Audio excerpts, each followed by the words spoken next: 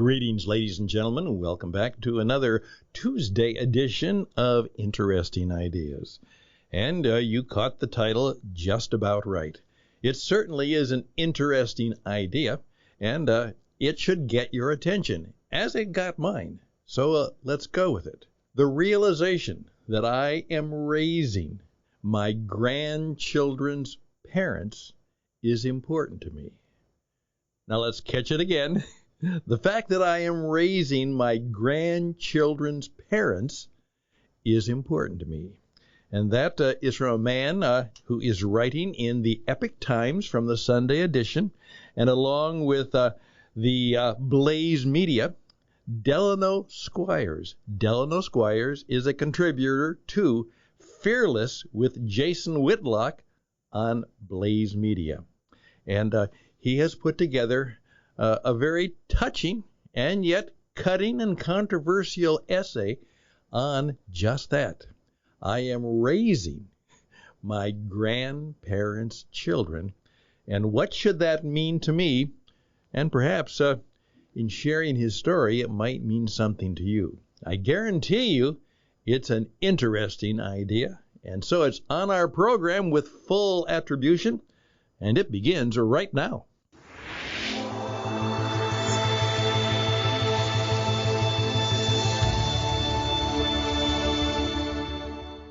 All right, here we go. And what I'm really going to do is I'm just going to try and do a little audio or radio performance of Delano's work, and you'll be able to check it out. Once again, Delano, D-E-L-A-N-O, Squires, Making Boys into Men. Did you get that? Making boys into men. He says, as someone who thinks about my family in both immediate and generational terms, the reality that I'm raising my grandchildren's parents is a sobering reminder that my actions will have a profound effect on people I've yet to meet. This is why I feel a particular responsibility to model the types and traits and behaviors I want my two sons to embody as they grow from boys to men. American boys and men are in a state of crisis. The notion that masculinity and traditional gender roles are toxic forces of oppression is a common refrain in our cultural commentary and our political discourse today. Men are dropping out of the labor force and dying deaths of despair. We live in a culture where,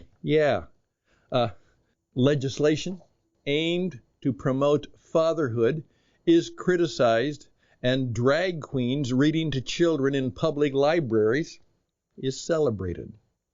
As a black father raising sons, I also know they'll enter a world with unique challenges related to masculinity.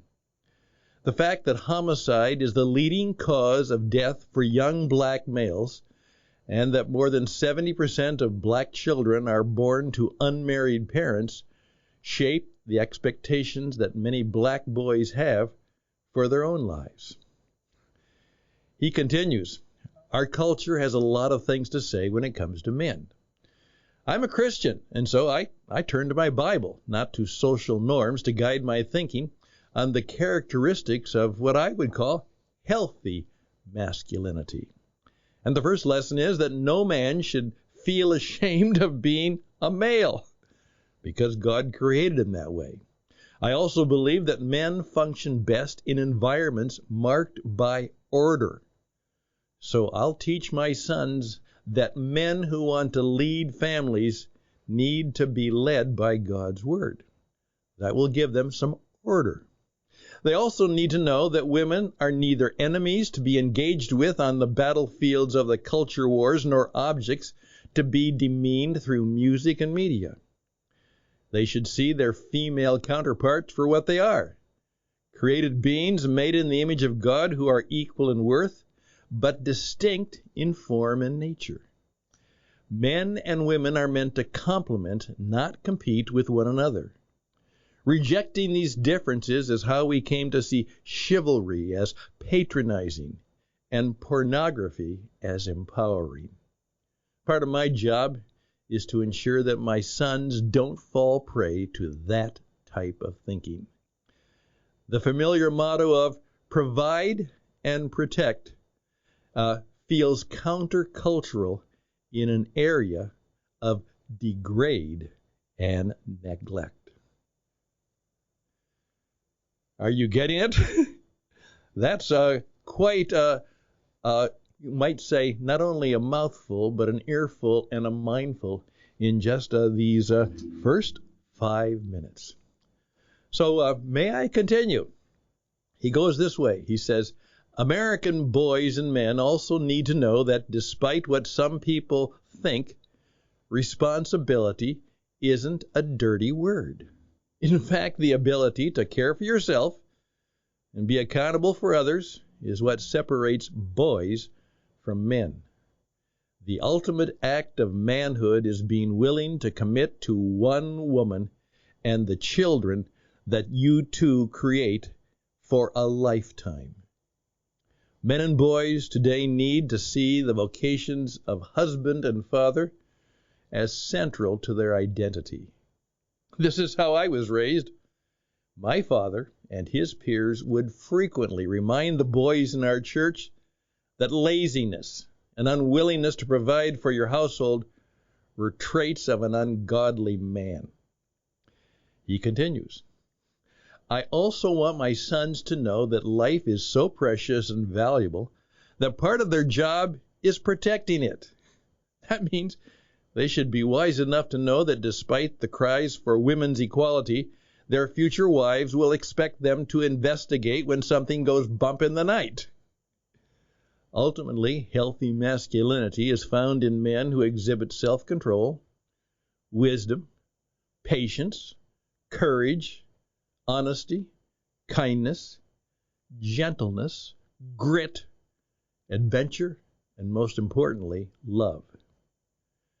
This country needs men who are like leather, the perfect balance of tough and tender.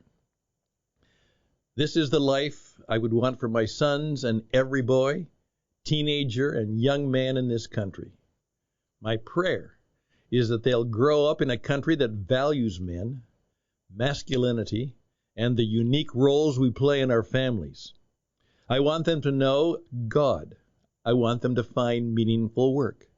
I want them to marry a good woman and raise children together and build a family that's characterized by peace and productivity. And now he ends it up. I wish I could package all these ideas into a story so that every father could read it to his son and reinforce these lessons on a daily basis. And he says, I would call it The Boy Who Would Be King. There we go. I would ask you to perhaps play that again and let it perhaps stir your mind, maybe move your spirit and touch your heart, and perhaps just in your own mind and spirit resolve that these are some gestures that you can make in the right direction.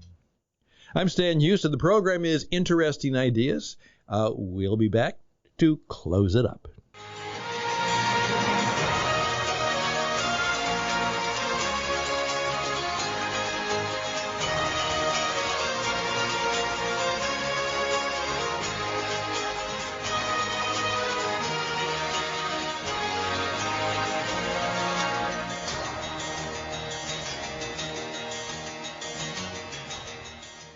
So it's a busy Tuesday, and so our little time together is just about 10 minutes.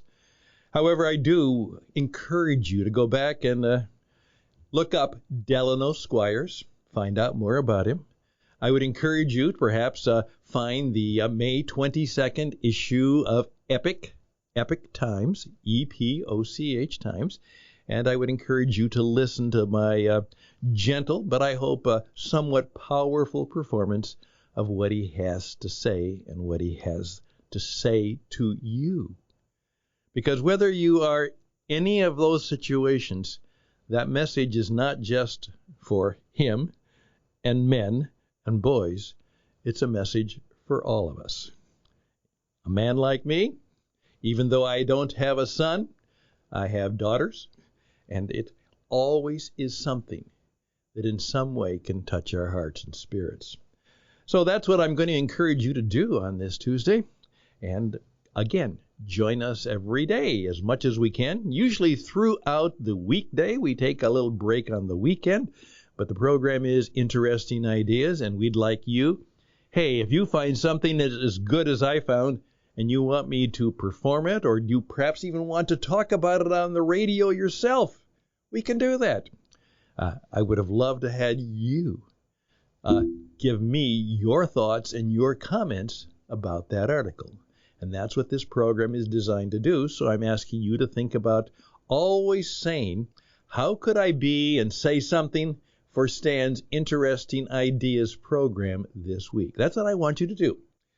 What could I find, think, or say, or do that I know I could raise my hand, send an email to stanhustad@gmail.com, and audition my idea and who I am to actually be one of the guest presenters and commentators on Interesting Ideas. This is to help you be different, unique, better in the ways that are important to you, and to have some impact, not only in your world, but maybe in the world. So truly that the world will know you're around, you're good, you're smart, you should be listened to, and that you matter, because they matter too. Always close with a benediction. So simple prayer and good thoughts for those of you who are, yes, in the midst of raising your grandchildren's parents. And you know what that means? If you're that kind of person, you're thinking not just about you, you are thinking about your legacy and what you can pass on to generations of others that makes a difference.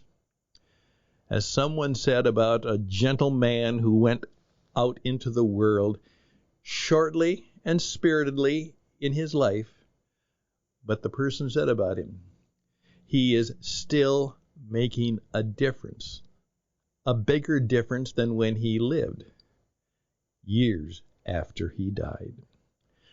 Making a bigger difference after he died than he did when he lived. Again, just let that sit on your head for a while. All the best. Bye for now.